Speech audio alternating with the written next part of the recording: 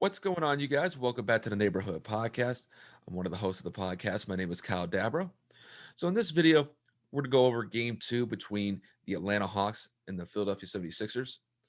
So, the 76ers won game two last night against the Hawks by the score of 118 to 102. And to be quite honest with you guys, this game was fairly close until the end of the third quarter. It was a back and forth game throughout the first quarter, the second quarter, and even the third quarter. However, Chase Milton knocked down a huge buzzer beater three just before the end of the third quarter.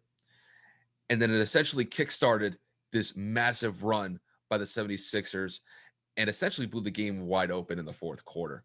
The most impressive part about Philly going on this fourth quarter run, it was that their bench stepped up and made a huge impact late in this game. Like I mentioned, Shake knocked down that huge buzzer beater three. Shake looked like Steph Curry out there simply because he was lights out behind the 3-point line. He had 14 points off the bench. He knocked down four crucial threes and got the team and really the home crowd just fired up in the process as well. Joel Embiid was phenomenal last night. He had a career playoff high in points. He scored 40 points and also grabbed 13 rebounds as well.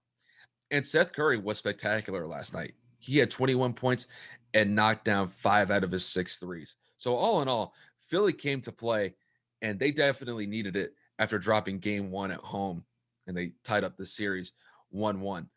As for Atlanta, despite turning the ball over 18 times last night, this was a game that I believe that was fairly in reach for them. I just believe that that buzzer beater three by Shake took the wind out of the sails for the Hawks because they were in it the entire way up until that point. And then, like I mentioned, Philly went on that huge run in the fourth quarter, and Atlanta couldn't bounce back from it. I was surprised that Coach Nate McMillan didn't put Trae Young back in the game earlier in the fourth quarter, just because by the time that Trae had re entered the game in the fourth quarter, Philly's lead had ballooned to damn near 20 points.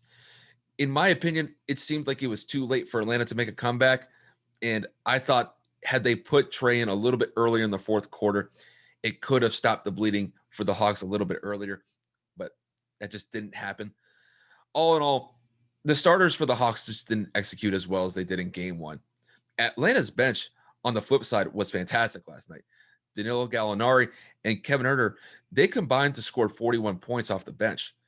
But Clint Capella was the only starter who shot over 50% for the Hawks last night, and he only took 7 shots. Trae Young was inefficient. Bogdanovich had an okay night, but he didn't necessarily have the best shooting performance. So for game three, the Hawks are definitely going to need better production from Trae Young, John Collins, and Bogdanovich. Just all in all, they need better productions from their starters to try to get this series back in Atlanta's possession. But all in all, this would be an excellent game three between Atlanta and Philly. And I really look forward to see how both teams are going to perform in that one now that this series is tied 1-1. But with that said, you guys, that'll wrap it up from here. I want to take the time to thank you guys for tuning in to watch the video. If you guys hadn't already, please like, comment, and subscribe to the channel. Kevin and I definitely appreciate any support that we can get to the channel.